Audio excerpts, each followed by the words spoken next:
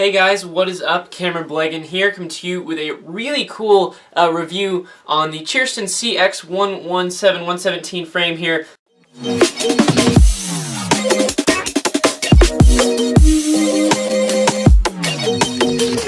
This is the mini FPV racing drone kit from Gearbest.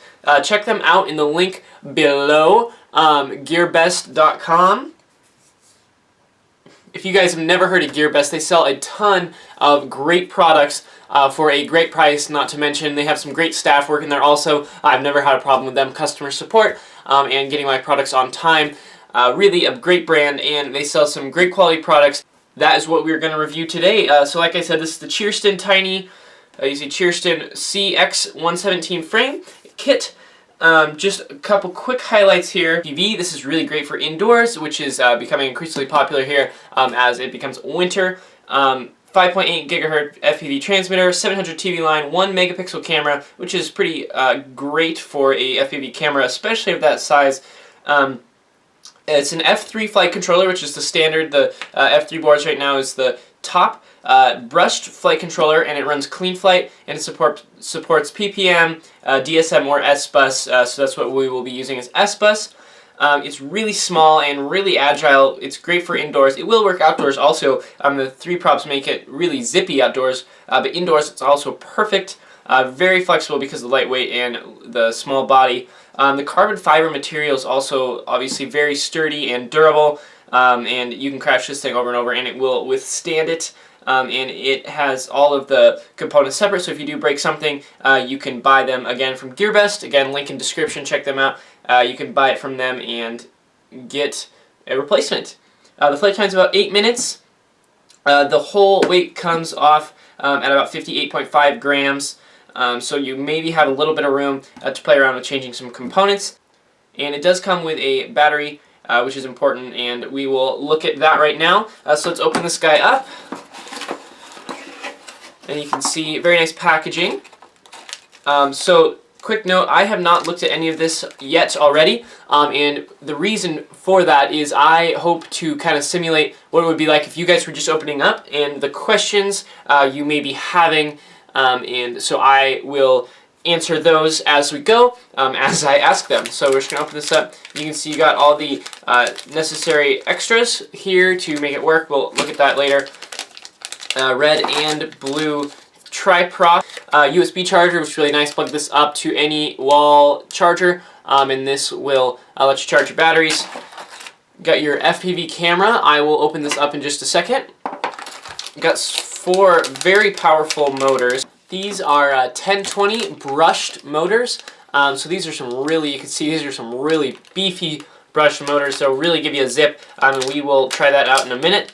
But these things look massive. I tell you what, those are some powerful brush motors. Let's see, what have we got here? This is the F3 flight controller.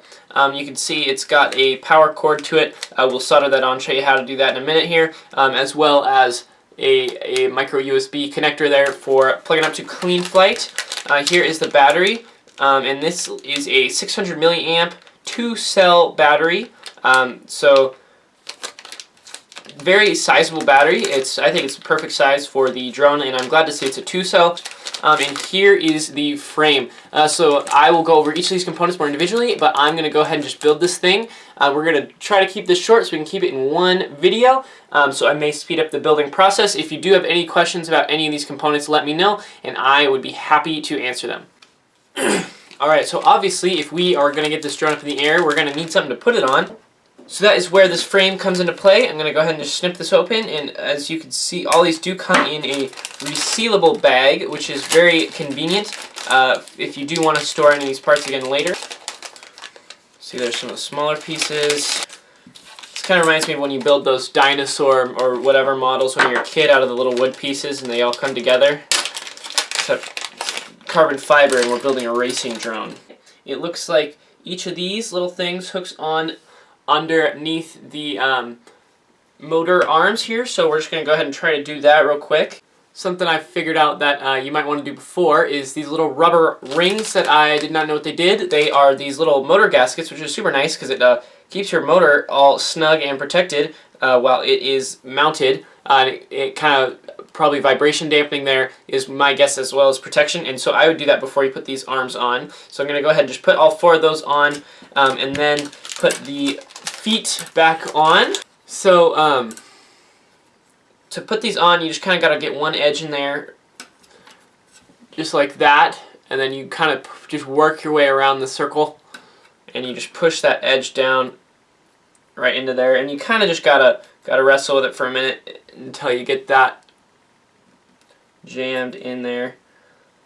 And then on the other side, just kind of peel it back so you make sure all the sides are free, and then you got it mounted in there. So I'm gonna go ahead and do that on the other motors, and then put the feet on, and I'll get right back to you.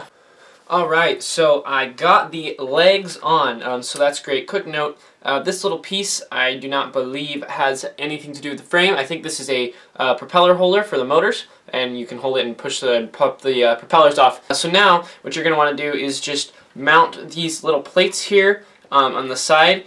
And all of these plates are held together just kind of by friction, so if you are going to plan on flying this, I would consider some Loctite or some super glue is what I'm most likely going to use to hold this thing together.